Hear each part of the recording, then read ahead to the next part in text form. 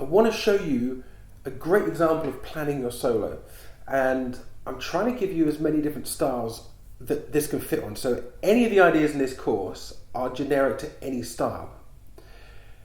Let's look at Unmaiden. So we've done some blues, and it's argued that, you know, blues is rock sped up and a bit more the naughty stuff on your guitar, distortion.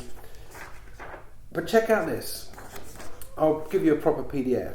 But what I've done here is I've broken down the journey of the trooper, and every 4 bars is another block. So what you'll see with either God, and again there's another lesson on this, so make sure you check that out too, that if you're looking at a guitar part as a solo, it can either be broken down into a melody or a flurry. So the melodies are those long bits, typically what we've been improvising. If it's improvisable or singable, it's a melody. And if it's unsingable or it's really quick and pre-rehearsed, like those sort of things, then it's a flurry. So what I want you to do in terms of thinking about this journey, because most of this is first position, this solo, have a listen and we'll see which bars are melodies, which bars are flurries. And our qualification is if we could sing it, or they're long notes, so it could even just be a, which is improvisable, playable, singable, that's a melody. If it's a, that's also a melody. If it's one of these, it's a flurry. So for every 4 bars, we've got 1, 2, 3, 4, 1, 2, 3, 4, and it's either M for melody, F for flurry. There's a couple where I haven't written anything. It's because there's a long note sort of held out. So, you know, if you were going to plan your journey, whatever, arguably it would probably be a melody. This one here, it kind of crosses the line, so it's mostly melody, but you can argue that it's a flurry too. And this massive thick line here is because halfway through the solo, he goes from E pentatonic to A pentatonic. So the whole song feels like it's had a bit of a shift to it. That's not uncommon in rock and guitar solo-y things. Slash does it a lot. Zakk Wylde does it a lot. Unmaiden are doing it in this one. And it saves, let me say that better, it makes a solo sound more interesting and like it's got momentum. So of course a solo like this is planned. That's what we're talking about, planning. You could argue that he could play it different every night, but as long as he knows where he's headed with it, which was the whole point of planning our journey, it's always going to sound reasonably similar.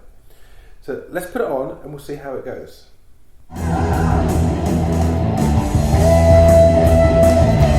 Melody, melody, flurry, flurry, there's that long held note, melody, key change, flurry, melody, flurry, melody, flurry again, melody, melody,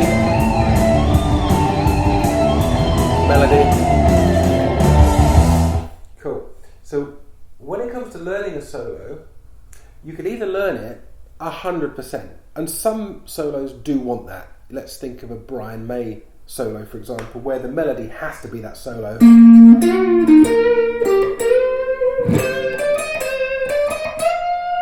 Like you couldn't not do that one. But with this one, as cool as the solo is, it's not that important that you replicate it other than you replicate the purpose of it, right? So let's play again, and every 4 beats for a bar, you'll see the blocks go through into the next block. Apologies. So this starts at about 2 minutes 10, I think.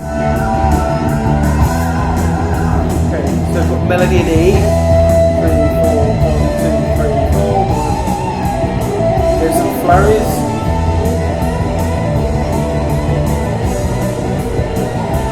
Flurries again.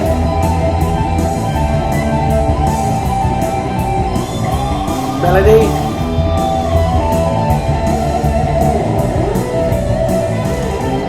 flurry, melody, flurry again, melody, flurry, melody, melody.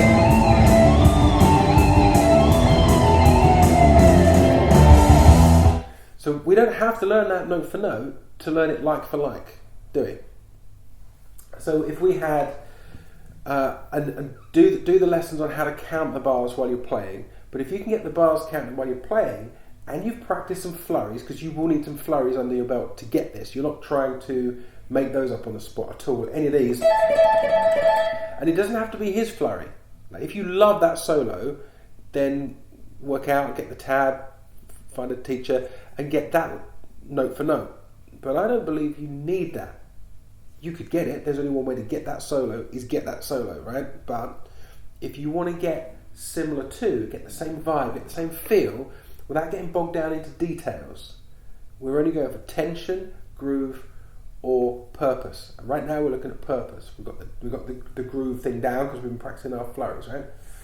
So you can find backing tracks for this. And I'll put one on in a sec, and we will just have a look, play along to it, right? So we've not got the same sound. I'm not going heavy distortion. I'm playing a telly instead of a humbuckery thing or a Strat, but we can get really close to that solo just by making sure we count our bars.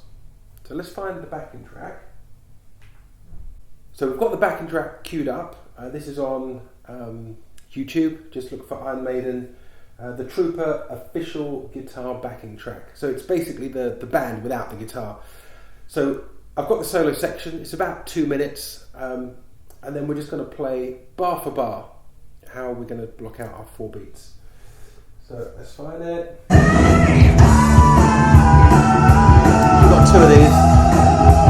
Another one. Okay, so we've got melody. Melody,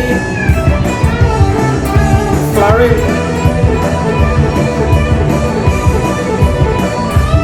another flurry,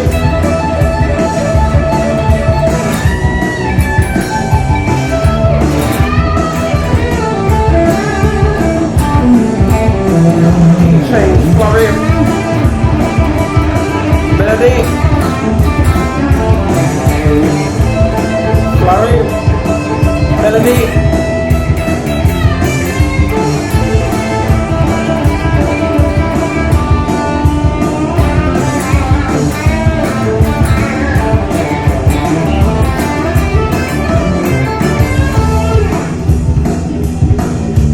cool.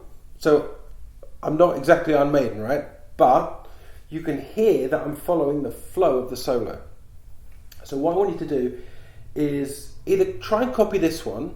The only thing that's going to maybe trip you up is if you haven't got some flurries down yet. But what you could do is start to think of solos as, are they a melody or a flurry? So someone typically like, say, John Mayer or a Hendrix, where they're not known for their speed perhaps, it's going to sound a bit like there's a lot more melody. And then someone, say, like Zakk Wylde, you might find there's a lot more flurries than melody. But you'll actually be surprised. What we think, like an Iron Maiden one, we think that's going to be impossible. But there's more melody, or certainly 50-50, but I say it's leaning towards a bit more melody than flurry. And like we said back at the start of the course, it's the purpose is the melody. The flurries sort of decorate the melody. But what we hear in our head is how it made us feel. And it made us feel like this was this massive, fast solo. But it's only a fraction of it. A fraction of it is what we remember. The rest is the feeling, and it's those long, cool, held notes. So break this down and have a go at this. But I would also encourage you to analyse as many solos as you could think of doing. Probably your favourite long-term solos, and just think how much of that is melody versus flurry. But remember, if a solo is more melody than flurry, they're typically the ones you have to learn note for note, like a Brian May solo, for example. Cool. Hopefully this is exciting, this is helpful, this could put you playing in another direction. Certainly your awareness of what you're playing over and how you're listening to things and structure. So this is all about the purpose.